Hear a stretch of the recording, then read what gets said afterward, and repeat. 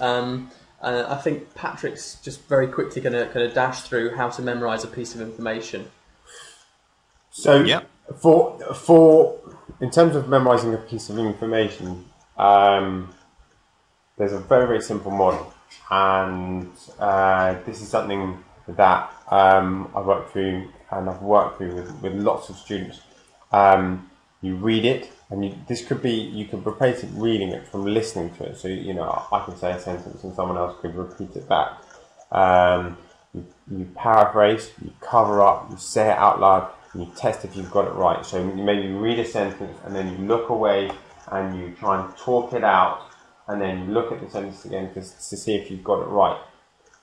That seems like an obvious model. I think everyone's quite familiar with that model. It's also important to emphasize something called duping, which is basically people pretending that they're doing it. People are uncomfortable with doing that, and it's important to state that because people don't like getting things wrong.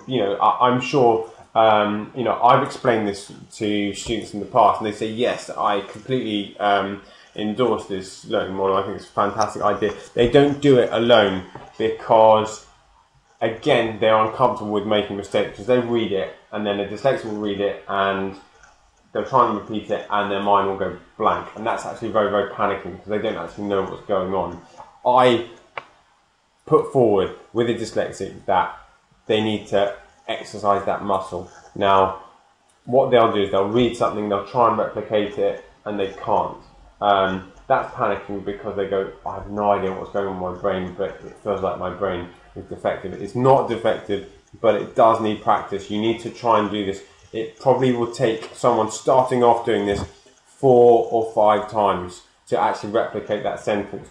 Over time, over months, over years, your recall function will get better. It's like what James was talking about with the muscle. You need to practice it, but you also need to be very, very prepared to make mistakes. And so when you cover it up and you try and recall it and your mind goes blank, you go, oh great, I've made another mistake. That's a critical part of the learning process. Okay, thanks Patrick. One thing that sticks out for me on this slide is the apply, get it or don't get it. Can you just drill into that a little bit, please? Well, when you're reading something, students, dyslexics and non-dyslexics, are basically, getting a good understanding of this. That smells trouble for me. Either you get it 100% or you don't get it. The reason being is because, again, you are getting in, there's a lot of false sense of security. There's a lot of danger in terms of the wrong learning methodology that you think you're learning and you're not. A lot of the time, dyslexics and non-dyslexics are reading something and they think they are learning something.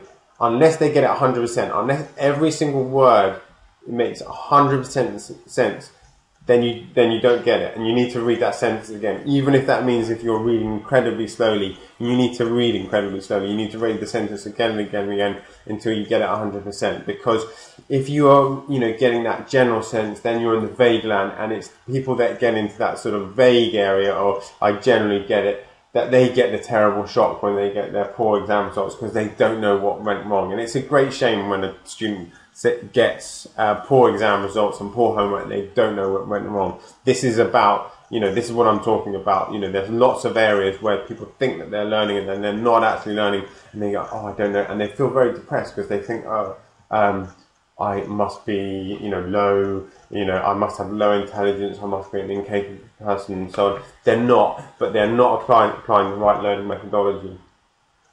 Okay, thanks, Patrick. And that brings us to the end of today's webinar, and we're going to move now into questions and answers. Done. Okay? Stephen. Cool. That was right, that. Hang on. Hang on. That was, Stephen? No, wait. Let's just check. Let me press stop and not delete so we can save this. For escape. Yeah. Okay. 57 minutes. Okay. 57 minutes.